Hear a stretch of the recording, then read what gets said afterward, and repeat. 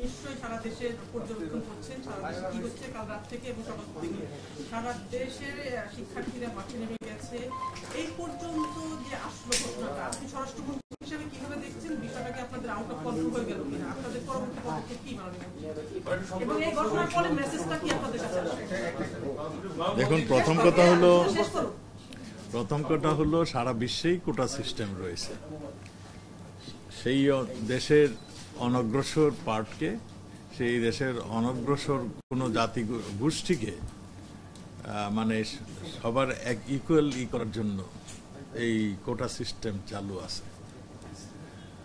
আমাদের এখানেও সেই রকমই কোটা সিস্টেম চালু ছিল। সেটা মাননীয় প্রধানমন্ত্রী 2018-তে স্থগিত করে দিয়েছিলেন। তারপরে কোর্টে কয়েকজন এটা সংক্ষুব্ধ হয়ে তারা বিচার চেয়েছিলেন, মানে এটা রিভিউ চেয়েছিলেন। কোর্টের থেকে একটা রিভিউ দেওয়া হয়েছে, এটা আপনারা জানেন। সেটা নিয়েই বিপত্তি, সেটা নিয়ে আমাদের ছাত্ররা তাদের ওটাকে প্রতিবাদ জানিয়েছে। তারা আবারও কোটা বিলুপ্তি চেয়েছে। কোটা বিলুপ্তি চাওয়াতে ইতিমধ্যেই সুপ্রিম কোর্ট থেকে একটা নির্দেশনা দিয়েছে প্রধান বিচারপতি, এবং হাইকোর্টের যে নির্দেশনা দিয়েছিল সেইটা কিন্তু স্পষ্টতর বলে দিয়েছে এটা স্থগিত রইল। এবং সেই বিচারটি দ্রুততম সময়ের মধ্যে নেক্সট ডেট একটা দিয়েছে। সেই ডেটের 8ই অগস্ট। সেই ডেটের মধ্যে 7ই অগস্ট, যেটাই হোক, আমি ডেটটার মুখস্থ বলতে পারছি না। সেই ডেটের মধ্যে সেটা নিষ্পত্তি করার জন্য প্রধান বিচারপতি মহোদয় বলেছেন। এবং এটাও বলেছেন যে আমাদের ছাত্ররা যারা এই ব্যাপারে সংক্ষুব্ধ কিংবা যাদের আপত্তি রয়েছে তারা যেন কোর্টে এসে মানে তাদের আবেদনটি জানায়। একদম স্পষ্ট করে যেখানে বলে দেওয়া হয়েছে, সেখানে আমার মনে হয় আমাদের ছাত্ররা একটু অপেক্ষা করা উচিত ছিল। তারা এই বিচারের শেষ পর্যন্ত কি হয় সেটা দেখা উচিত ছিল। তারা না দেখেই তারা নানান ধরনের প্রোগ্রাম দিচ্ছে, রাস্তা অবরোধ করছে। রাস্তা অবরোধ করলে তো মানে এটার সবাই এখানে ভুক্তভোগী হয়ে যায়। একজন মানে চিকিৎসা সেবার জন্য যিনি বের হয়েছেন তিনি চিকিৎসা সেবা পান না, অনেক কাজে বিঘ্ন করছে। সেই জন্যই আমরাও বলে আসছিলাম যে যা কিছু মানে আবেদন নিবেদন এটা যেন ইসের মধ্যেই থাকে, ওটার কি বলে একটা নিয়মতান্ত্রিক ভাবেই যেন হয়। আমরা লক্ষ্য করেছি এই যে রাস্তাঘাট বন্ধ করা এবং ভিসির বাড়িতে ঘেরাও করা, এই নানান ধরনের দৃশ্য আমরা দেখছি। তো আমরা মনে করি, এখনো বলছি যে তারা এই সমস্ত আন্দোলন রেখে তারা কোর্টে, যেটা নাকি প্রধান বিচারপতি বলেছেন, কিংবা তারা এসে যোগাযোগ করতে পারেন, এই সব কিছুই করতে পারেন। এই সমস্ত রাস্তা তাদের জন্য খোলা রয়েছে। এই খোলা রাস্তা না যে এই ধরনের রাস্তা যাওয়া তাদের জন্য আমি মনে করি ঠিক ভালো না। তাদের এই জায়গাটার থেকে তারা চলে আসা উচিত। এটাই হলো আমার আপনাদের মাধ্যমে তাদের কাছে মেসেজ। আচ্ছা, আর কি জানতে চান বলেন। তারপরে কালকে রাত, পরশুদিন রাত থেকে যে ঘটনাটা ধারাবাহিক ঘটছে মাননীয় গতকাল আমরা দেখেছি যে ছাত্রলীগের সাথে যে মারামারি, রক্তাক্ত, আজকে সকাল থেকে সারা দেশের শিক্ষার্থীরা মাঠে নেমে গেছে। এখন পরিস্থিতি কোন দিকে গেল আসলে আপনার? আমি কিন্তু ছাত্রলীগ মানে ছাত্র ইউনিয়ন, কমিউনিস্ট পার্টি কিংবা ছাত্র দল এগুলি কিন্তু আমি সংজ্ঞায়িত করছি না। আমি বলছি ছাত্ররা, আমি কিন্তু ছাত্ররাই বলছি। ছাত্ররা হয়তো মানে এক দল পক্ষে রয়েছে, আরেক দল বিপক্ষে রয়েছে, হতে পারে। এগুলো আমরা কিন্তু ইউনিভার্সিটি কিংবা কলেজের ভিতরে যে আমাদের পুলিশ বাহিনী কোনোখানে, শুধু পুলিশ না, কোনো শান্তিরক্ষা বাহিনী কোনো জায়গায় ভিতরে প্রবেশ করছেন না। আমাদের কথা হলো ছাত্রদের মধ্যে মতবিরোধ থাকতেই পারে, সবসময় ছিল, এটা হতেই পারে। এখন কোন দল পক্ষে কোন দল বিপক্ষে সেইগুলি আমাদের জানার বিষয় না। আমাদের কথার বিষয়টা হলো সেইটাই, আমরা তারা যেন নিয়মতান্ত্রিকভাবে কাউকে মানে কষ্ট না দিয়ে যেন তারা তাদের কথাগুলি বলে, যাতে এদেশের জনগণও বুঝতে পারবে এবং সবাই সেটা উপলব্ধি করতে পারবে।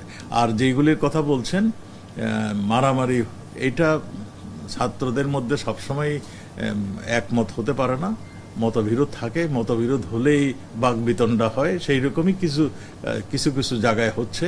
আমরা জাহাঙ্গীরনগর ইউনিভার্সিটিতে দেখেছি, আমরা ঢাকা ইউনিভার্সিটিতে দেখেছি, ঢিল ছোড়াছুড়ি আমরা দেখেছি, আমরা এগুলি সবই দেখেছি। তবুও আমরা আমাদের নিরাপত্তা বাহিনী আমরা এখনো তাদেরকে বলেছি যে যেই পর্যন্ত মানে প্রয়োজন না হয় সেই পর্যন্ত যেন তারা এই ছাত্রদের ইসের মধ্যে না প্রবেশ করে। আপনি কি মনে করেন যে এখন যে অবস্থাটি হয়েছে যে রেল লাইন বন্ধ, রেল লাইন অবরোধ, এয়ারপোর্টের সামনে অবরোধ, সারা দেশের বিভিন্ন জায়গায় অবরোধ, এই অবস্থা আপনি কি মনে করেন যে সারা দেশের আইন শৃঙ্খলা ভেঙে পড়েছে কিনা, এইটা আপনি মনে করেন এবং এর প্রেক্ষিতে করণীয় আপনি শেষে যেটা বললেন এটাই, নাকি আপনারা কোনো কার্যক্রমে যাবেন? দেখুন, ভেঙে পড়েছে এইটা আমি একমত নই। আইন শৃঙ্খলা সঠিকভাবেই আছে, আপনিও চলছেন, আমিও চলছি, সবাই চলছে, সবকিছু হচ্ছে। জায়গায় যারা এরা বিক্ষিপ্তভাবে কিছু করার জন্য মানে এরা ভুল করছে, আমি সবসময় বলি এরা ভুল করছে, এরা ভুল ভ্রান্তি যারা করছে। এয়ারপোর্টে যারা গিয়েছিল ওদের ভিসি, ওই ইউনিভার্সিটির ভিসি এসে তাদেরকে সরিয়ে নিয়ে গিয়েছে। তারা তাদেরকে ভিসি মহোদয় তাদেরকে বোঝাতে সক্ষম হয়েছে যে এগুলি ভুল হচ্ছে, তোমরা চলে আসো। তারা চলে গিয়েছে এবং যেখানে ছাত্ররা বসছিল সেই ভিসি কিংবা স্কুলের যারা কর্তৃপক্ষ কিংবা কলেজের কর্তৃপক্ষ তারা ব্যবস্থা নিচ্ছে তারা যেন সরে যায়। আমরা মনে করি তারা সরে যাবে। আমি যেটা বলছি আগেই, তাদের যদি কিছু বলার থাকে তাহলে তারা কোর্টে এসে বলবে, কিংবা তারা এসে বলতে পারে যে আমরা এই জায়গায় এই দাবি আমাদের, এই রাস্তা অবরোধ করে দাবি আদায় করা এইটা সঠিক পন্থা নয়। আর সেটা তো দিয়েছে, সে দিলে কি হয়ে যাবে নাকি? এটা দিয়েছে, এটা স্টাডি করতে হবে। রাষ্ট্রপতি মহোদয় একটা নির্দেশনা দিবে আমাদেরকে, সেইগুলি নিয়ে আমরা কাজ করব। একটা বিষয় আমরা দেখেছি যে 1971 সালে আমাদের স্বাধীনতা যুদ্ধের সময় যারা স্বাধীনতার বিরোধিতা করেছিল তারা রাজাকার, আলসাম, সালমোদর হিসেবে যুদ্ধ করার হিসেবে চিহ্নিত হয়েছিল। দেখা গেল যে ছাত্র কোটার পক্ষে যারা আন্দোলন করছে তারা সেই নিজেদেরকে আত্মস্বীকৃত রাজাকার হিসেবে দাবি করেছে, এরকম বক্তব্য তারা দিয়েছে। আপনি সেটা কিন্তু একটা যুদ্ধাপরাধের পর্যায়ে পড়ে। আপনি কি মনে করেন যে রাষ্ট্রদ্রোহের মামলা তাদের বিরুদ্ধে হতে পারে? আরেকটা দ্বিতীয় প্রশ্ন হলো যে সরকারের মানে প্রশাসনিক দুর্বলতার কারণে কি ওই গতকাল যে ঘটনা ঘটেছে, আজকে রাজধানী ঢাকা সহ সারা দেশে এই দরিদ্রজনক ঘটনা ঘটাতে পারছে? আমি আপনাকে স্পষ্ট বলি, আমরা এই যে ছাত্র যারা এখনো তাদের অনেকেই অনেক পরিপক্ষ, অনেকেই পরিপক্ষ নয়, অনেকেই আমাদের মাননীয় প্রধান, আমাদের পার্টির সেক্রেটারি ওবায়দুল কাদের সাহেব আপনাদেরকে জানিয়েছেন যে ঘোলা পানিতে অনেকেই মাছ শিকার করতে খুব পারদর্শী, তারা লেগে গিয়েছে এদেরকে মোটিভেট করার জন্য। সেটাও তিনি বলেছেন স্পষ্টতর যে যেই দুটি দল জামাত এবং বিএনপি যারা নির্বাচনে আসে না, বাইরের থেকে হইচই করে, তারাও এর পিছনে ইন্ধন দিতে পারে, যেটা নাকি আমাদের সাধারণ সম্পাদক বলেছেন। এই সব কিছুই হতে পারে। আমরা এখন পর্যন্ত ধৈর্য সহকারে আমরা মনে করি এরা আমাদের নতুন প্রজন্ম, এরা দেশের ভবিষ্যৎ, এরা সঠিক পথে যাবে। আমরা ধৈর্য সহকারে আমরা এগুলি দেখছি। আমরা অবশ্যই তাদের কাছে কোনো ধরনের ধ্বংসাত্মক কাজে যদি তারা নেমেই আসে, তখন আমাদের কাজটি আমরা করব। এটা আমরা আগেও বলেছি। আমরা তাদেরকে অনুরোধ করব তারা যেন এই রাস্তাঘাট বন্ধ করে দেয়, তারা যেন জনদুর্ভোগ যাতে না হয় সেই যে ব্যবস্থাটা গ্রহণ করে তারা দেশের ভবিষ্যৎ, কাজেই তাদের এগুলি চিন্তা তাদেরও করতে হবে ভবিষ্যতে। আমি সেই আহ্বানটাই করব আপনাদের মাধ্যমে, তারা যেন এগুলি পরিহার করে তারা যেন ফিরে যায়। তাদের দাবি এখন হচ্ছে, একটা দাবি নতুন করে দেওয়া হয়েছিল, প্রধানমন্ত্রীর বক্তব্য প্রত্যাহার করতে হবে। এইগুলি শিখানো বক্তব্য, আমি তো আগেই বলেছি, এগুলি ছাত্রদের বক্তব্য নয়। তার এদেশের মানুষ মাননীয় প্রধানমন্ত্রীকে অত্যন্ত হৃদয় দিয়ে ভালোবাসে।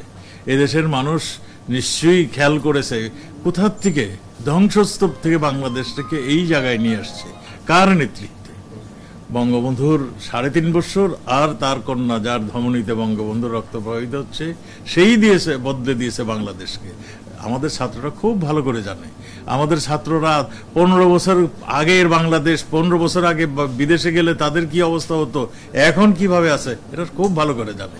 কাজেই বঙ্গবন্ধুর কন্যাকে তারা এইগুলি গালি দেওয়া, এই যে কটূক্তি করা, গালি না কটূক্তি করা, এইগুলি তারা করেনি। এইগুলি তাদের শিখিয়ে হয়তো কেউ দিয়েছে, তাদের শিখানো বলেই তারা বলেছেন। তারা, আমার মনে হয় তারা নিশ্চয়ই এই বলি ভুল বশতেই করেছে। Thank you. আপনি এর আগে শিক্ষার্থীদের সাথে একটি কথা বলেছিলেন, তারা বিভিন্ন জায়গায় তাদের দাবির জায়গাটা থেকে বেরিয়ে এসে তারা যারা ইনজল পাচ্ছেন, আপনি নিজে বলেছেন যে বিভিন্ন আমাদের কাছে তথ্য আসছে, এছাড়া সরকারের পক্ষ থেকে। মানে আজকে কিন্তু এই মুহূর্তে মিরপুরে অনেক গন্ডগোল হচ্ছে, সেক্ষেত্রে ভাঙচুর হচ্ছে, আইন শৃঙ্খলা রক্ষা বাহিনীর উপরে কিন্তু একটা এসে যায়, তারা এক্ষেত্রে কোনো অ্যাকশনে যাচ্ছেন, এবং ঢাকা শহরে আরো কয়েকটা জায়গায় কিন্তু গন্ডগোল হচ্ছে।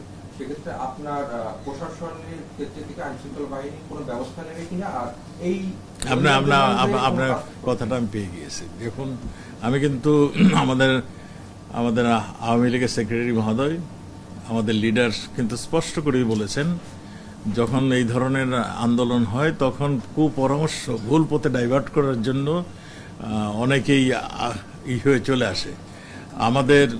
আমরা যেগুলি আমরা দেখছি, আমরা অবজার্ভ করতেছি, তাদের কাছে যে সমস্ত মেসেজগুলো বিভিন্ন মহল থেকে দিচ্ছে, কিংবা বিভিন্ন মহল থেকে তাদের যে সমস্ত আদান প্রদান হচ্ছে মেসেজ, সেগুলো আমরা খুব ভাবে লক্ষ্য করছি। এই সমস্ত মেসেজে এই ধরনের আন্দোলন করার জন্য তাদেরকে যে উপদেশ দেওয়া সেগুলি দিচ্ছে, সেগুলো আমরা দেখছি। সেই জন্যই তো আমাদের সেক্রেটারি সাহেব, আমাদের আওয়ামী লীগের সাধারণ সম্পাদক মাননীয় ওবায়দুল কাদের সাহেব স্পষ্ট করে বলেছেন যে এখানে লোক এই অন্য উপদেশ দেওয়ার জন্য অনেকেই শুরু করে দিয়েছে, তারা যেন তাদের উপদেশে কাজ না করে। আমি এখনো বলবো যে তাদের কোটা আন্দোলন করছে, আমাদের সেখানে আমাদের বলার কিছু নেই। কিন্তু কথা হচ্ছে, তারা যদি ভাঙচুর করে, তারা যদি এই ধরনের কেউর পরামর্শে, কেউর নেতৃত্বে এই ভাঙচুর করে, ধ্বংসাত্মক করে, তাহলে আমরা কিন্তু তাদেরকে কেউকে আমরা ছাড় দেব না। ধ্বংস করলেই, জনদুর্ভোগ সৃষ্টি করলেই, আমাদের রক্ত ঝরালেই আমাদের আইন শৃঙ্খলা বাহিনী দেশের স্বার্থে আমাদের কাজটি আইন শৃঙ্খলা বাহিনী করবেন, এবং তাদের প্রতি তাই নির্দেশ দেওয়া হয়েছে। যেখানেই ভাঙচুর হবে, যেখানেই হত্যাযজ্ঞ হবে, যেখানেই রক্তপাত হবে, আইন শৃঙ্খলা বাহিনী সেই কাজ, তার দায়িত্বটা পালন করবে। আমার মনে হয়ে গেছে, আর কিছু নেই। যে তারা যে দাবিগুলো নিচ্ছে, সরকারের পক্ষ থেকে কোন প্রতিনিধি দল তাদের সাথে বসছে কিনা, সেটা কি কোনো মেসেজ আমাদের সবাই সবার মতো কথা বলে, প্রতিনিধি দল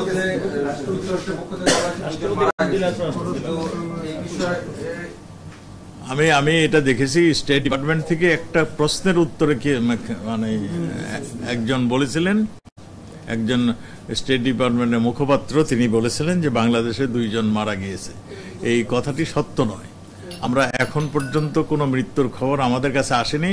আমাদের কাছে যে খবরগুলি আসছে, ইট পাটকেল ছোড়াছুড়িতে 2-1 জন আহত হয়েছেন, তাদেরকে কেউ চিকিৎসা সেবা নিয়েছেন, এইটুকু আমাদের কাছে। কিন্তু কোনো মৃত্যু ঘটেছে এই ধরনের কোনো খবর আমাদের কাছে নেই। Thank you. আপনি কি মনে করেন কিনা যে এই ছোট একটা বিষয় আসলে বড় হয়ে গেল, আগে এটা সমাধান করা যেত, এই পর্যন্ত আশাটা কি শেষ করছে?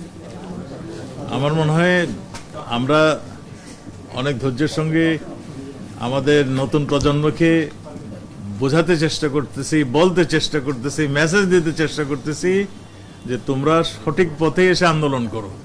আন্দোলনের ওয়ে এটা নয়, এইভাবে জনদুর্ভোগ সৃষ্টি করে আন্দোলনের ওয়ে এটা নয়। Thank you.